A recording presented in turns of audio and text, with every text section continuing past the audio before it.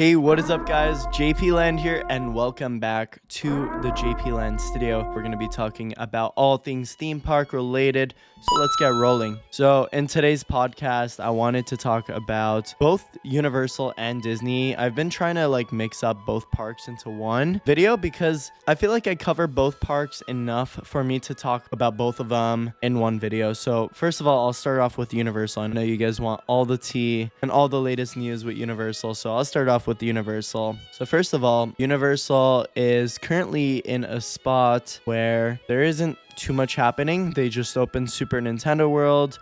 They're working on Horror Nights, but they haven't announced anything quite yet. So the updates inside of Universal have been pretty small. I've been trying to make the videos a little longer, but there aren't enough updates quite yet for Universal since Nintendo just opened, and so there's not too much to talk about right now. Disney, on the other hand, there's a lot of stuff going on, so I'm very excited to talk about that in today's video. I think it's best to go over the last podcast we did talking about Horror Nights and the speculation map. Now that I go back onto the speculation map and kind of investigate, I honestly don't like the lineup we have right now on that speculation map, and I also feel like the people that are making the speculation map are messing with us. I feel like they know everything that's gonna come to the event, and maybe they're just messing with us, because I honestly don't see how Exorcist would make a return, because it would be its third year returning, and that maze was voted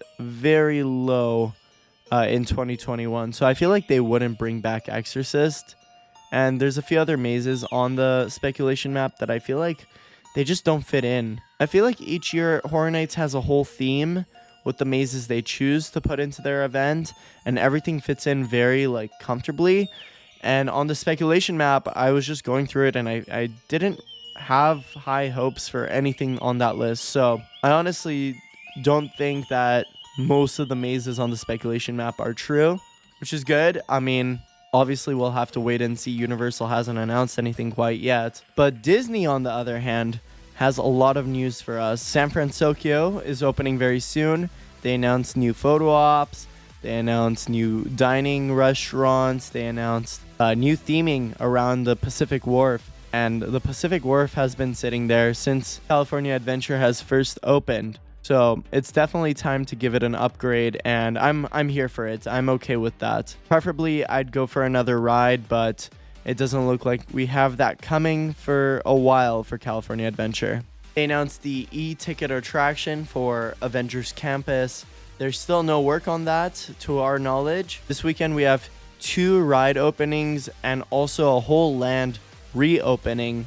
Friday, February 17, will mark the grand reopening of Indiana Jones Adventure. The ride has been closed for over a month now for an extensive refurbishment, so I'd imagine all the elements on the attraction are now working, and ToonTown will be reopening on Sunday, the 19th, which is a very strange date.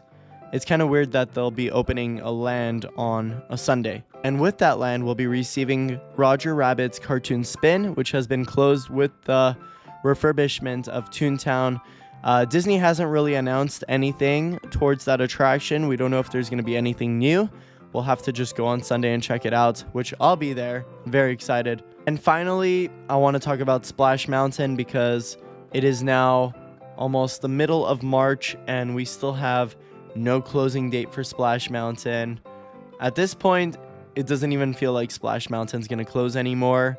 If anything, they might announce it within the next 2 or 3 months. If they announce it, I feel like it'll be closing by the end of this summer. That way they have a good maybe year and a half to reopen it. But they've definitely been hard at work on Tiana's Palace.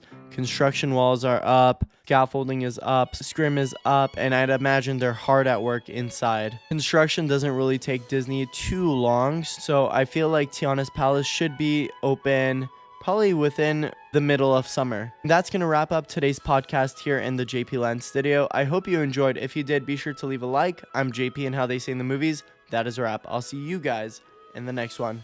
Peace.